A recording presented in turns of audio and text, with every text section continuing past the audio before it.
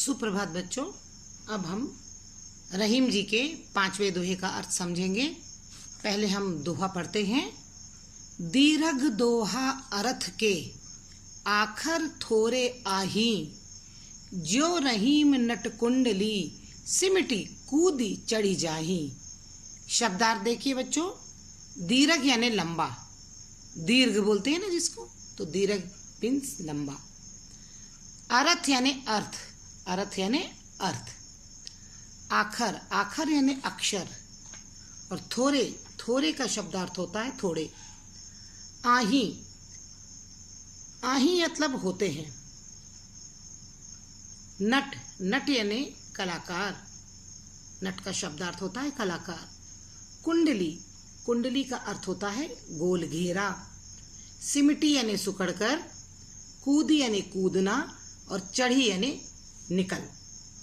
तो इस प्रकार इस दोहे का अर्थ यह होगा बच्चों कि कवि रहीम जी का ये कहना है कि जो थोड़े से अक्षर वाले दोहे होते हैं, अर्थात जैसे ये दो लाइन होती है, ये दो, तो ये होता है दोहा।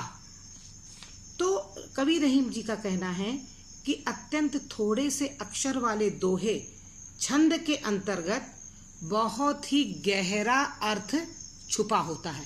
इन दोहों के अंदर बहुत ही व्यापक, बहुत ही गहरा, बहुत ही नैतिकता की बातें छुपी हुई होती हैं।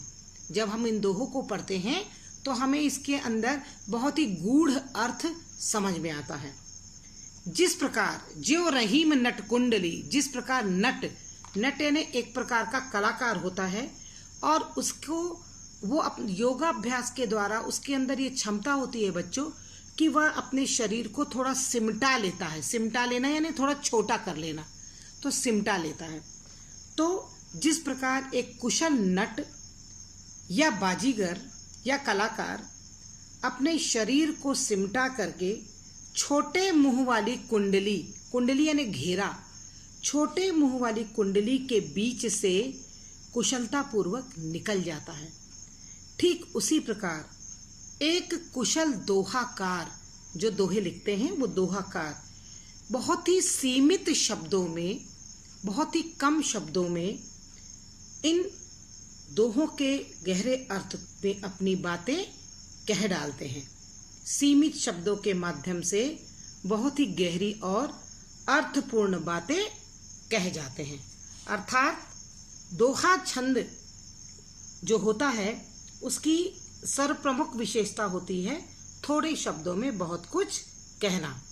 तो रहीम जी कहते हैं कि दोहा छंद ऐसा होता है जिसमें अक्षर तो बहुत छोटे होते हैं, बहुत ही थोड़े, किंतु उसमें अर्थ बहुत गहरा छुपा रहता है।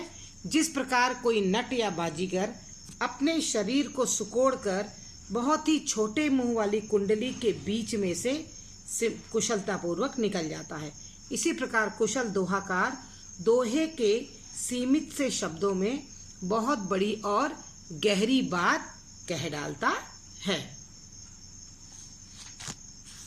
धन्यवाद बच्चों। अब हम 6वें दोहे का अर्थ समझेंगे।